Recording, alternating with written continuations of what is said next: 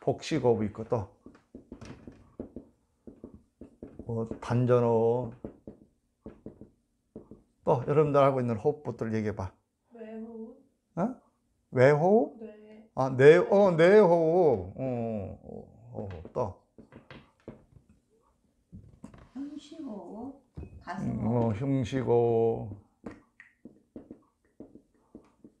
또 폐첨호흡.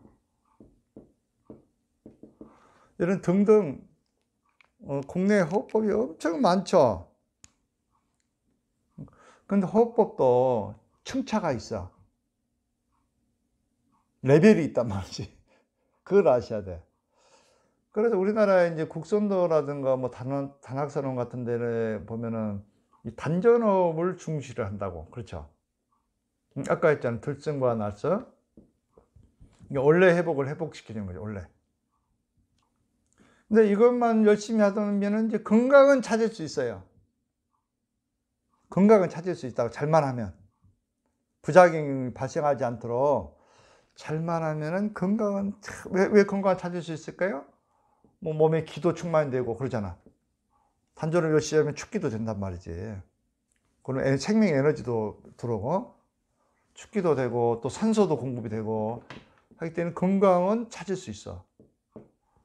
건강을 찾고 하는 데까지는 단전호흡이면 돼. 그럼 우리가 원하는 것은 뭐예요? 건강도 좋지만 예를 들어서 깨달음도 필요할 것이고 깨달음. 또 환신도 만들어야 되고 에너지체 이런 특수 능력이죠. 능력 개발. 우리가 잠자고 있는 특수 능력을 개발하는 것도 중요하단 말이지. 이런 데까지 이렇게 발전되려면 전문가들은 차원이 높은 호흡법을 해야 되는 거예요. 근데 우리나라는 지금 이제 단전호흡 이 정도 하기 때문에 하향 평균화가 돼 있어. 단전호흡이 아주 좋아. 근데 이제 부작용 나는 사람들도 많이 있지만 이게 이제 전부인 양 이렇게 매달리면 안 된다는 거예요. 내가 하고 싶은 얘기는 층차가 있기 때문에. 그러면 대표적으로 어떤 호흡법들이 있냐면 이제 특수호흡을 몇 가지 소개하게 되면은 이제 정화시키는 호흡도 있으면 정화호흡. 이 호흡법을 가지고도 정화를 시킬 수 있어. 뇌정화 호흡도 있어. 뇌정화. 전두골 빛정화 호흡이라고 하거든요. 뇌에 있는 스트레스를 싹 없애주는 뇌정화 호흡도 있어. 그 다음에 복부 정화 호흡도 있다. 복부 정화. 복부에 있는 독소, 가스, 불필요한 에너지를 쫙 빼버리는 그런 호흡도 있어요. 그 다음에 또 자맥과 우맥 있다고 그랬죠. 우리 산맥 중에서 이걸 나디라고 그래요. 나디 경락이라고 그래요. 자맥과 우맥. 산맥에 대해 설명했죠. 나디 호흡법도 있어요. 나디 정화호흡법. 이거는 요가에서 나오는 거예요. 요가 교호호흡이래요. 교호. 요가도 나오고 밀기에도 나온다고. 교호. 좌코로 해서 우코로 내쉬는 방법 했었잖아. 이게 아주 중요한 것들이라고. 호흡. 이런 것들 다 특수호흡이 정화. 또 이제 여러분들이 또 이제 열을 일으키는 호흡이 있어 또. 이게 이제 중맥호흡이라고 그래. 중맥호흡. 중맥으로 호흡을 한단 말이에요. 이제 앞으로. 이거는 이제 중맥을 개통시킬 때 쓰는 거라고. 또 무슨 호흡이 있냐면은 태식호흡이 있어. 태식. 이거 이제 동면호흡이라. 동면. 개구리, 뱀, 도마뱀, 곰 이런 동면하는 동물 있죠. 이분들은 이 태식호흡을 한단 말이에요. 동면호흡을. 최소한 인체의 기능을 저하시키면서 우주의 기를 쫙 받아들이는 동면호흡이 있다고. 겉에서 봐서는 숨을 안 쉬고 있는 것처럼 보여요. 피부로 해버리니까. 우리 삼거리 선언에서는 주로 이 호흡을 하잖아요. 피부호흡. 이런 피부호흡을 자꾸 하다 보면 태식호흡으로 발전되는 거예요. 이것도 특수호흡이라고 사실은. 그래서 우리가 하고 있는 호흡은 일반 호흡보다 한 단계 더 높은 거죠. 특수호흡이니까. 부작용도 없고. 단전호흡을 잘못하면 부작용이 있다고 그랬죠. 그 다음에 또 무슨 호흡이 있을까요? 또 별교에서는 뭐 수식관 호흡이라고 있다. 수식관. 코 들숨과 나숨을 다 관을 하는 호흡이다. 들숨과 나숨을 입바산 하는 거야. 관하는 호흡. 들어가고 나가고. 이거는 정신 집중식 할 때 쓰는 호흡이죠, 이게. 그러니까 이런 다양한 호흡법들이 이렇게 발전되어 있어요. 그래서 여러분들이 호흡을 배우시려면은 기초적으로 이렇게 단전호흡 원리부터 배워야 되는 거죠. 가장 기초예요, 이게. 이게 돼야, 이거는 원래 호흡이라고 그랬잖아. 태아 상태를 보면 원래 우리가 단전호흡을 하고 있다고 그랬잖아. 이거를 잘 터득하고, 더 중요한 것은 이 호흡을 하려면은 왜 이게 단전호흡이 나이가 먹고 몸이 안 좋을수록 단전호흡으로부터 멀어지게 됐을까? 그걸 우리 알고 그걸 먼저 보수를 해줘야 되겠죠. 고쳐줘야 되겠지. 그러지 않고 하면은 문제가 생겨요. 무슨 문제가 생긴다겠어요? 그렇지. 이제 자율신경에 문제가 생겨요. 자율신경이. 자율신경의 과도 긴장이 언밸런스가 생겨가지고 상기증과 조화 인마가 생긴다겠죠. 그래서 우리 호흡이, 원래 호흡은 단전호흡인데, 이게 안 되는 이유가 몸이 굳어서 그렇겠죠. 그러려면 이제 어떤 우리 호흡을 할 때 쓰는 근육을 알아야 돼. 근육 먼저. 들숨할 때 하는 거를 흡기근이라고, 흡기근. 날숨할 때 하는 거는 뭐예요? 허기근. 들숨할 때 쓰는 근육은 어떤 거일까요? 횡격막이 제일 중요하죠, 횡격막. 그런데 횡격막이 이렇게 장애가 되면은 긴장이 되겠죠. 그래서 복식호흡이 안 되는 거예요, 단전호흡이. 횡격막이 장애를 받기 때문에, 그렇죠. 들숨이 안 되는 거죠. 이 장애 해소하기 위한 방법은 내가 누차 설명했죠. 복압을 해주고, 가스를 빼고, 해야 이게 횡격막이 움직인다겠죠. 그래, 복압을 먼저 빼주고, 복부를 잘 풀어줘야 횡격막이 들숨이 되도록 되는 거예요. 가장 문제는 복압 때문에 이제 여러분 단전호흡을 잃어버리는 거예요. 단전호흡과 멀어지게 되는 것이고, 두 번째, 또 소흉근, 대흉근, 정거근, 흉쇄돌기근, 사각근, 이런 등등, 이런 호흡들이 다 가슴에 있는 거잖아. 오해돌기에서 이렇게 쫙 앞으로 나오는 이 소흉근이라고 그러죠. 소흉근. 그다음 여기 가슴에 딱 감싸고 있는 게 뭐라고 했어? 대흉근. 또 옆으로 이렇게 딱 잡고 있는 근육이 정거근. 또 여기 흉쇄돌기근, 뭐야? 쇄골을 들어 올리는 걸 뭐라고 했어, 이거? 흉쇄돌기근, 이거. 흉쇄돌기근. 그 속에 있는 사각근. 이런 근육들이 굳어 있으면 들숨에 문제가 생겨. 그렇잖아요. 이 근장이 이게 딱 움직이면서 갈뼈를 들어줘야 되는데 딱 굳어 있는데 안 들어주잖아. 확장이 안 돼, 지금. 그러니까 술 마시려면 막 답답하고 막 헐떡거리게 되고 산소가 부족이 되고, 만병 원인은 들숨에 있죠.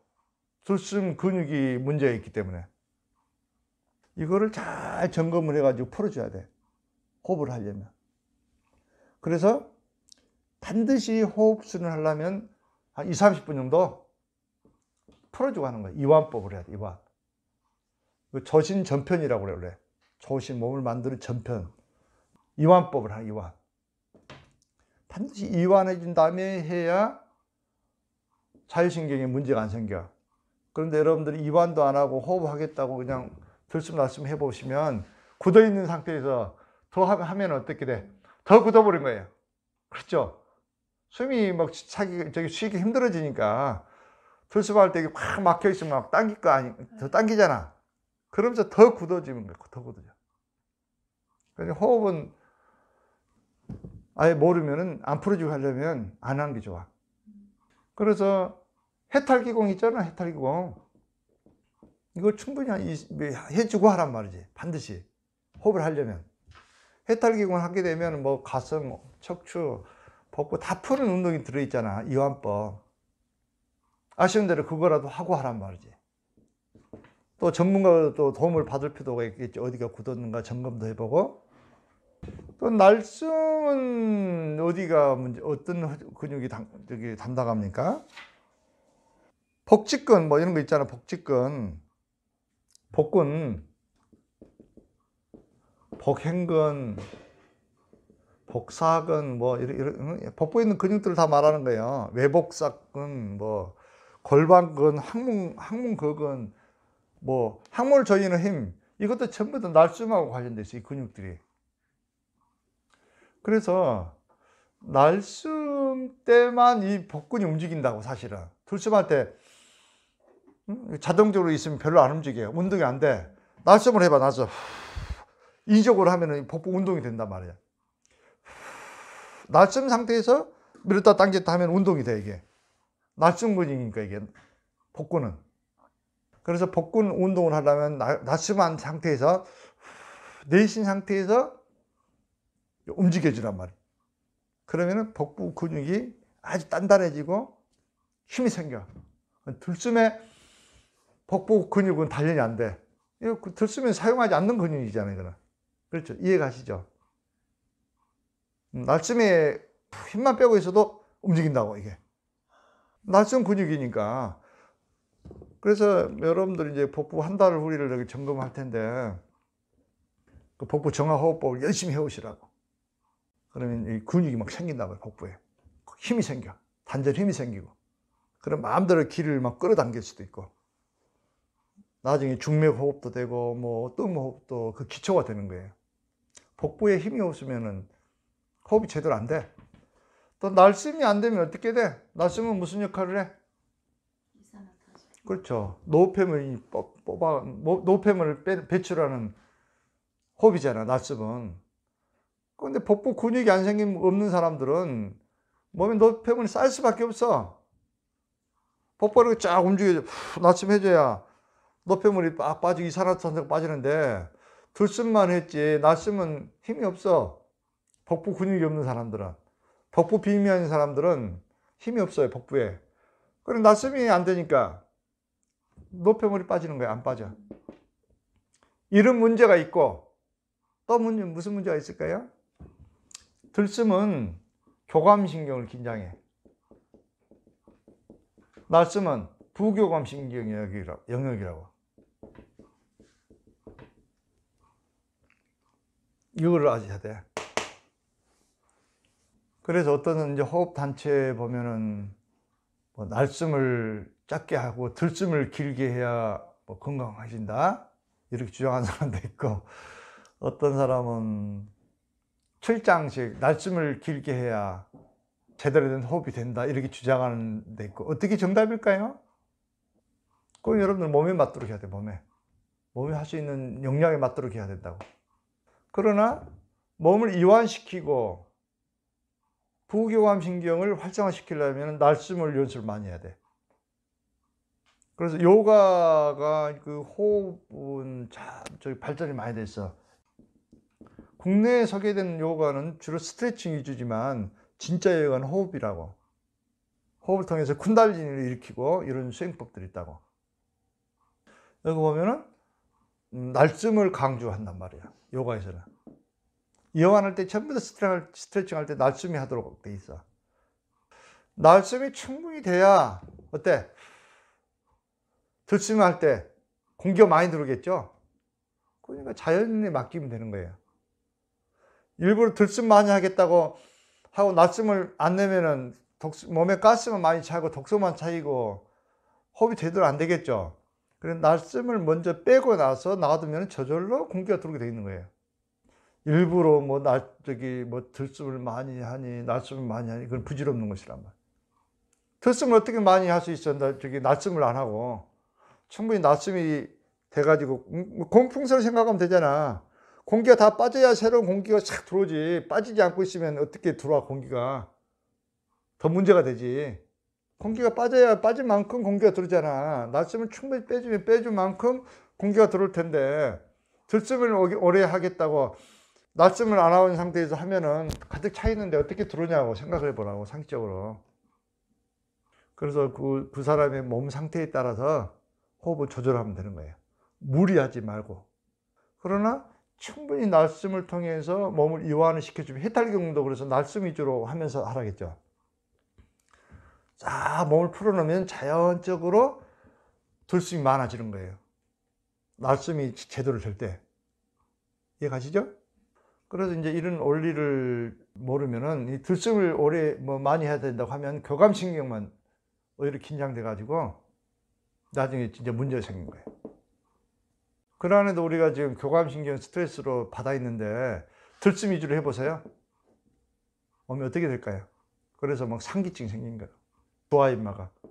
그래서 날숨을 통해서 몸을 충분히 풀어주고 들숨과 날숨 균형을 맞추는 게 제일 중요하겠죠. 그래서 아까 5초, 5초 있잖아. 저절로 균형이 맞춰지는 거예요. 여러분들 이완만 잘 시켜주면. 그런 의미를 가지고 여러분들이 이 호흡을 하시면 돼요.